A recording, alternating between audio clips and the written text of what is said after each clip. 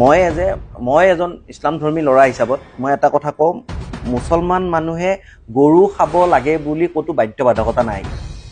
কোনো ধৰ্মশাস্ত্ৰত, আমাৰ কোনো ধৰ্মশাস্ত্ৰত নাই যে আমি গো ভক্ষণ কৰিব লাগে। মানে গাই গৰু, মানে যিটো মানে হিন্দু সমাজখনে পূজা কৰে, যিটো আমাৰ অসমীয়া হিন্দু সমাজখনে পূজা কৰে, তেওঁক গো মাতা বুলি যোনটো মানে তেওঁক হেৰি কৰে, মানে সেই গো মাতা বা মানে গাই গৰুটো আমাৰ মুছলিম ধৰ্মৰ লোকে নাখায়। এই বস্তুটোত আমি মাত দিয়াটো সঠিক কথা নহয়, তথাপিও আপুনি সুধিছে কাৰণে মই কথাটো কৈছোঁ। এইটো মানুহৰ নিজৰ নিজৰ এটা চইচ।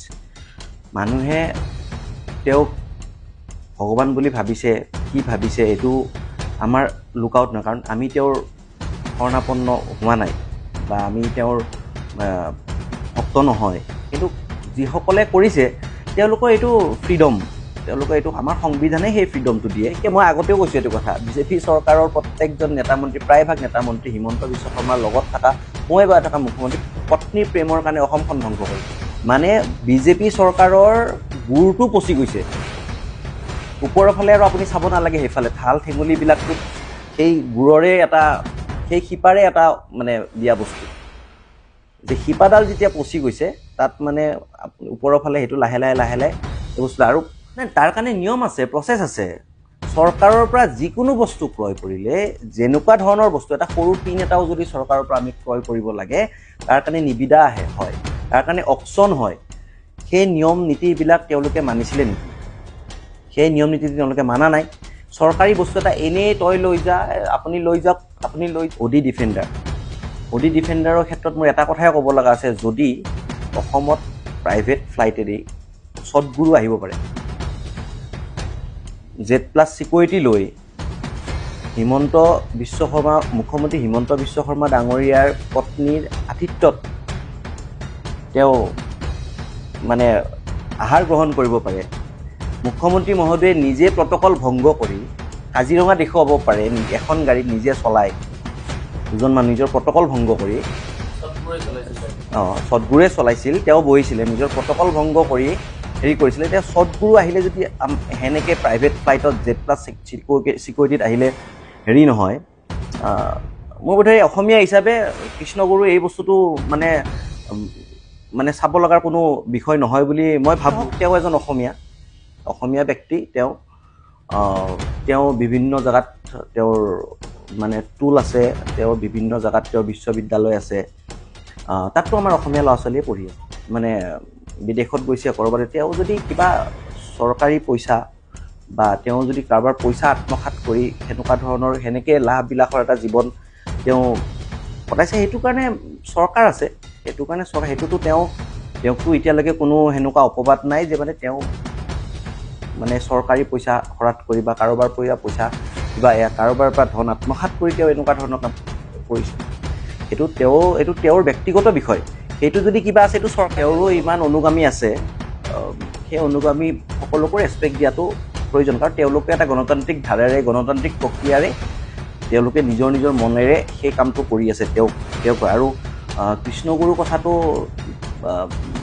কথাটো মোক যে সুধিছে আপোনালোকে, মই এটা কথাই ক'ম যে তেওঁ নিজৰ মানে আধ্যাত্মিকভাৱে যিবিলাক বক্তব্য ৰাখে, সেইবিলাকত মানে মানুহে তেওঁক বিশ্বাস কৰি লৈছে। সেইখিনি মানুহকো আমি, যিখিনি মানুহে তেওঁক বিশ্বাস কৰি লৈছে, সেইখিনি মানুহকো আমি উপলুঙা কৰাৰ আমাৰ অধিকাৰ আমাৰ নাই। আচলতে চাওক, এই কথাটোত মাত দিয়া উচিত নহয়। এইটো এটা আধ্যাত্মিক বিষয়। এই আধ্যাত্মিক বিষয়টো মানুহৰ, আমাৰ গণতান্ত্ৰিক প্ৰক্ৰিয়াতে আছে ৰাইট টু চইচ বুলি কেনে, ফ্ৰীডম বা হেৰি। এতিয়া আপোনাৰ এই বস্তুটোত আমি মাত দিয়াটো সঠিক কথা নহয়, তথাপিও আপুনি সুধিছে কাৰণে মই কথাটো কৈছোঁ। এইটো মানুহৰ নিজৰ এটা চইচ। মানুহে তেওঁক ভগৱান বুলি ভাবিছে, কি ভাবিছে এইটো আমাৰ লুক আউট নহয়, কাৰণ আমি তেওঁৰ শৰণাপন্ন হোৱা নাই বা আমি তেওঁৰ ভক্ত নহয়। কিন্তু যিসকলে কৰিছে তেওঁলোকৰ এইটো ফ্ৰীডম, তেওঁলোকৰ এইটো আমাৰ সংবিধানে সেই ফ্ৰীডমটো দিয়ে, আৰু সেইটোত আমি বেছি বিতৰ্ক কৰি থকাৰ হেৰি নাই। কিন্তু তাৰ মাজতেও আমি অলপ তেওঁলোকৰ সেই যিখিনি মানুহে তেওঁক ভগৱান বুলি মানাটো কোনো যুক্তি নাই, কিন্তু তেওঁৰ শৰণাপন্ন হৈছে, তেওঁক গুৰু বুলি মানে, কিবা বুলি মানে শুনিছোঁ আমি হেৰিবিলাকত, নিউজতে বা য'তে নহওক ছ'চিয়েল মিডিয়াত। সেইটো মানুহৰ নিজৰ নিজৰ এটা গণতান্ত্ৰিক প্ৰক্ৰিয়া, নিজেই কি চইচ, কোনটো ধাৰাত যাব, কোনটো চইচ, কি চইচ কৰিব, কোনটো ধৰ্ম বা কোনটো যাব, সেইটো আমাৰ সংবিধানে আমাক সেইটো ৰায় দিছে। তাত আমাৰ বিতৰ্ক কৰাৰ কোনো হেৰি নাই। সেইটোৱে বিষয়। এই বিষয়টোত আৰু তেওঁ অলপ মানে তেওঁৰ যিহেতুকে ইমান তেওঁৰো ইমান ভক্ত, চাওক তেওঁৰো ইমান অনুগামী আছে, সেই অনুগামী সকলোকো ৰেচপেক্ট দিয়াটো প্ৰয়োজন, কাৰণ তেওঁলোকে এটা গণতান্ত্ৰিক ধাৰাৰে, গণতান্ত্ৰিক প্ৰক্ৰিয়াৰে তেওঁলোকে নিজৰ নিজৰ মনেৰে সেই কামটো কৰি আছে। তেওঁক আৰু কৃষ্ণগুৰু কথাটো মোক যে সুধিছে আপোনালোকে, মই এটা কথাই ক'ম যে তেওঁ নিজৰ মানে আধ্যাত্মিক ভাৱে যিবিলাক বক্তব্য ৰাখে সেইবিলাকত মানে মানুহে তেওঁক বিশ্বাস কৰি লৈছে। সেইখিনি মানুহকো আমি, যিখিনি মানুহে তেওঁক বিশ্বাস কৰি লৈছে সেইখিনি মানুহকো আমি উপলুঙা কৰাৰ আমাৰ অধিকাৰ আমাৰ নাই, সংবিধান মতে নাই। সেইটো তেওঁলোকৰ নিজৰ নাই, এইটো সপক্ষে বিপক্ষে, এইটো সংবিধানে আমাক ৰাইট দিছে নহয়। এইটো মই সপক্ষে বিপক্ষে কোৱা বুলি কথা নহয়, এইটো আমাক সংবিধানে এই ৰাইটটো দিছে যে আমি কি ধৰ্ম, আমি কোনফালে আমি যাম, আমি কাক মানিম, কাক নামানিম, মানে কাৰ শৰণাপন্ন হ'ম, সেই বস্তুটো মানে সেইটো নিজৰ নিজৰ ব্যক্তিগত বিষয়। সেই বিষয়টোত আমাৰ মাত দিব লগা একো নাই।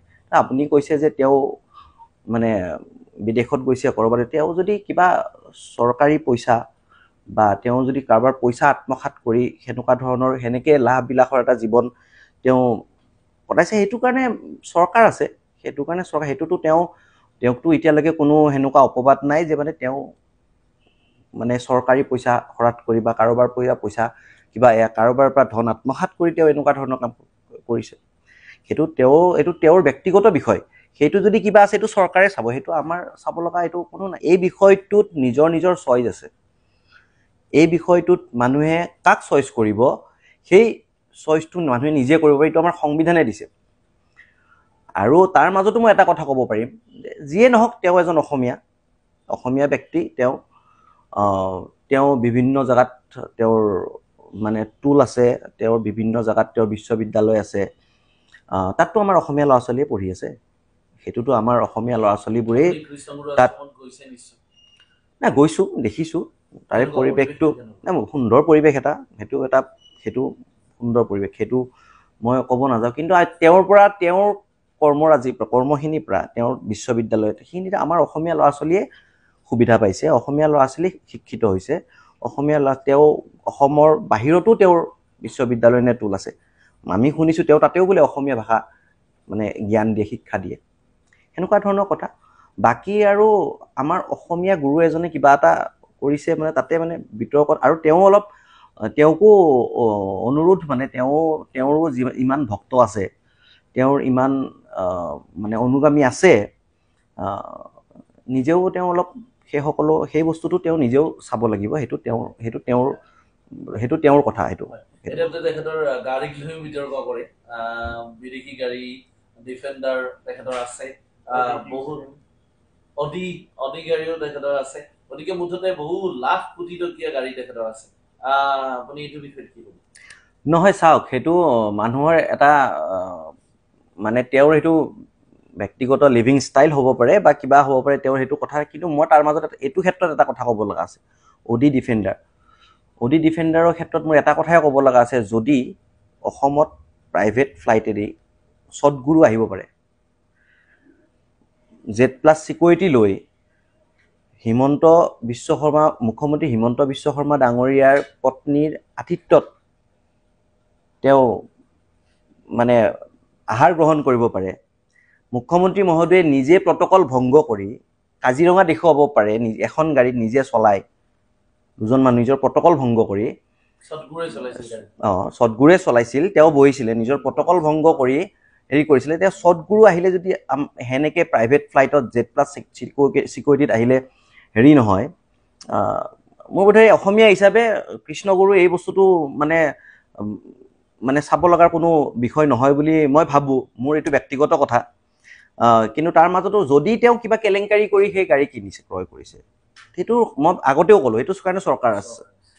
সেইটোৰ কাৰণে চৰকাৰ আছে, সেইটো চৰকাৰে চাব, চৰকাৰৰ আইনী ব্যৱস্থা আছে, আইনী প্ৰক্ৰিয়া আছে, সেইবিলাক চাব তেওঁ। কিন্তু কথাটো হ'ল কি, যদি সদগুৰুৱে পাৰে, আমাৰ অসমীয়া যোনে লাখ লাখ মানুহে গুৰু বুলি তেওঁক মানিছে, ভগৱান বাৰু হ'ব নোৱাৰে, গুৰু বুলি মানিছে, গুৰু হ'ব পাৰে, কোনোবাই কাৰোবাৰ শৰণ ল'ব পাৰে, সেনেকুৱা বেলেগ কথা। কিন্তু আমাৰ অসমীয়াজনে ডিফেণ্ডাৰ এখন চলোৱাত আমাৰ অসমীয়া মানুহৰ অসুবিধা থাকিব নালাগে, সেইটোৱে কথা।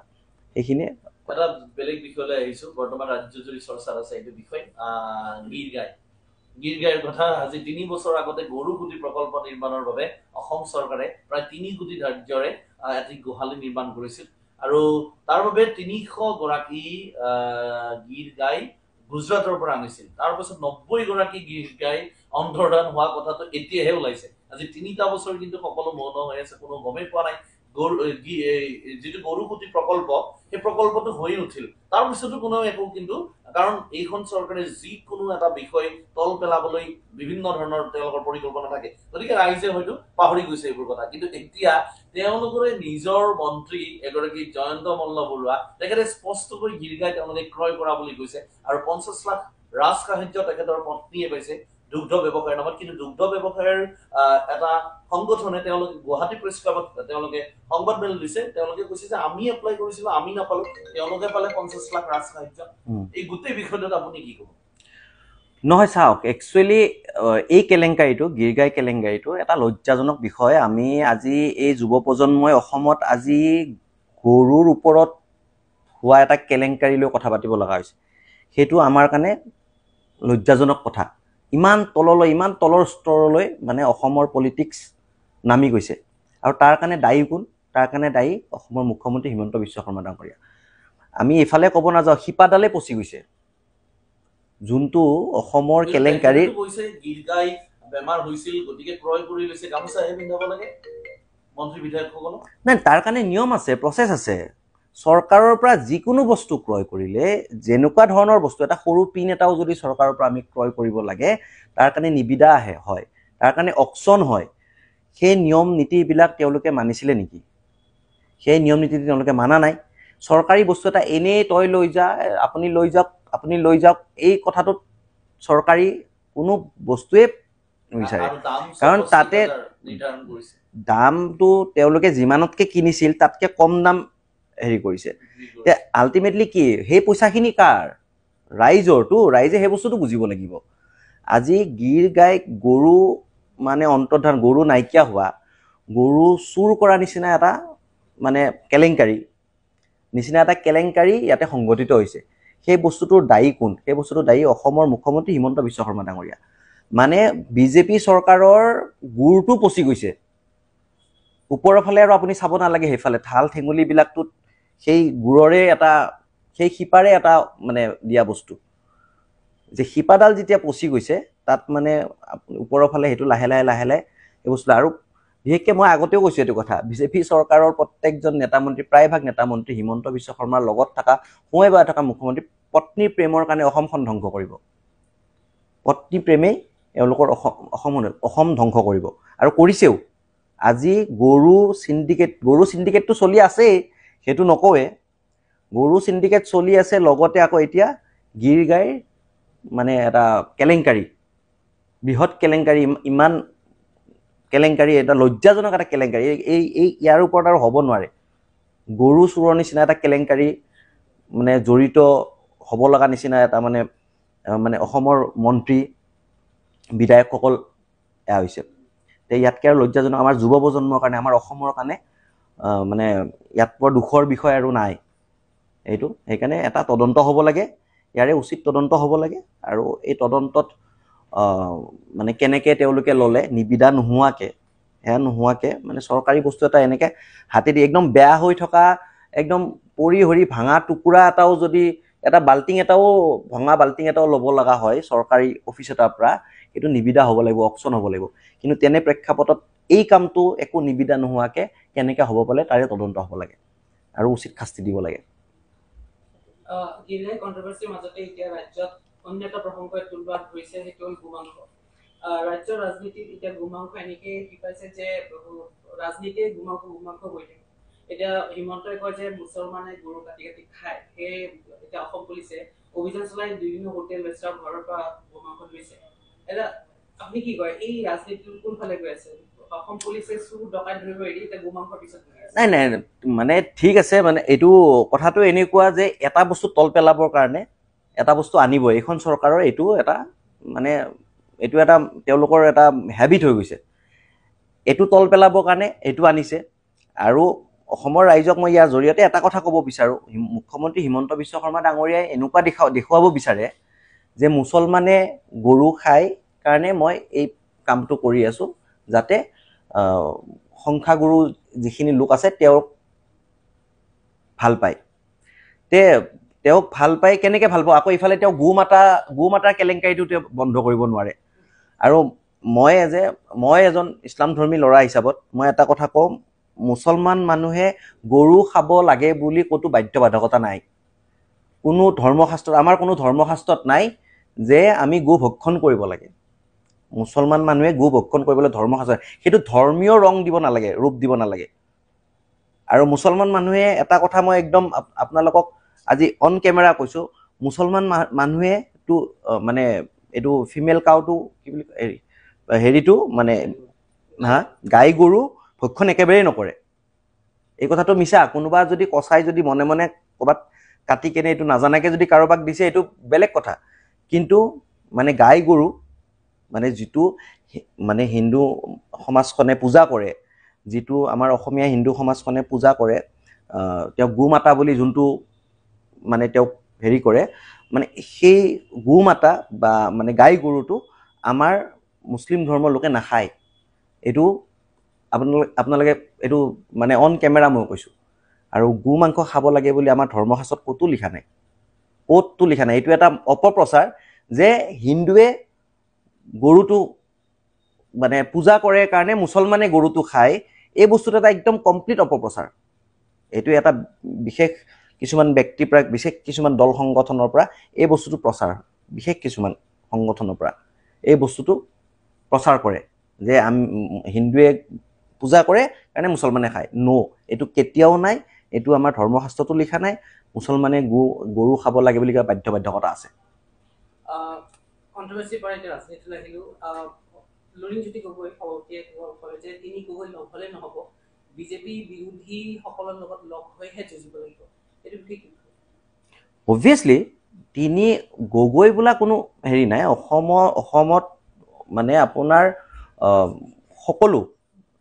সকলোৱে মিলি মানে এইটো এটা তিনি গগৈৰ ৰং এইটো হেৰি কৰাটো বেয়া কথা হ'ব কাৰণ অসমত মৰাণ আছে মটক আছে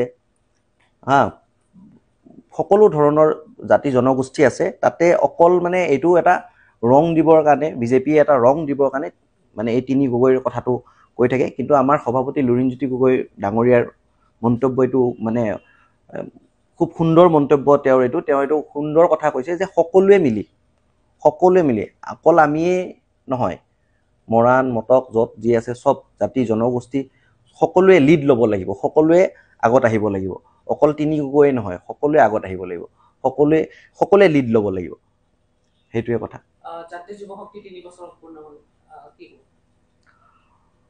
জাতীয় যুৱ শক্তি 3 বছৰ সম্পূৰ্ণ হ'ল আমাৰ আৰু আমি খুব সুন্দৰকৈ জাতীয় যুৱ শক্তিৰ কাম কাজবোৰ চলি আছে আৰু চলি থাকিব যাতে আপোনাৰ অসমৰ ৰাইজৰ পৰা আশীৰ্বাদ বিচাৰিছোঁ জাতীয় যুৱ শক্তি যাতে এটা মানে অতি ভাল সংগঠন হিচাপে ভাল এটা ৰাজনৈতিক দলৰ ভাতৃ সংগঠন হিচাপে অসম জাতীয়বাদৰ ভাতৃ সংগঠন হিচাপে আমি যাতে নতুন জেনেৰেশ্যনক আমি নতুনকৈ এটা নতুন ৰাজনীতিৰ আধাৰ এটা তৈয়াৰ কৰি যে এই টুলুঙা মন্তব্যৰ পৰা এই মানে ধৰ্মীয় কিছুমান মানে যি মানে এটা টুলুঙা এটা মন্তব্য আজিকালি এটা পৰিৱেশটো এটা নষ্ট কৰা এটা যোনটো পৰিৱেশ ইয়াৰ পৰা আঁতৰাই যাতে অসমৰ ল'ৰা ছোৱালীক এটা ভাল আমি মানে আমাৰ যুৱ প্ৰজন্মক এটা ভাল ৰাজনৈতিক দিশ আমি দেখুৱাব পাৰোঁ আমি সেইটোৱে অসমৰ ৰাইজৰ পৰা আশীৰ্বাদ বিচাৰিম যাতে আমি এই ভাল দিশবোৰ ভাল ৰাজনীতিটো মানুহে কয় ৰাজনীতি বেয়া আমি কওঁ ৰাজনীতি ভাল সেই